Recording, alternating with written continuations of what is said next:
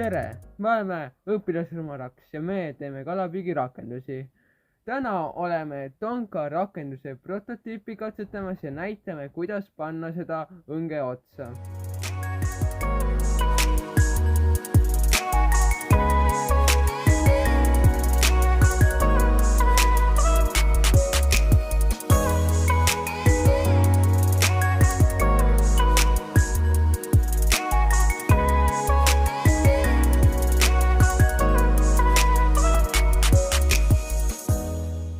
Rakenduse saab panna kiiresti ja lihtsasti pealiini otsa.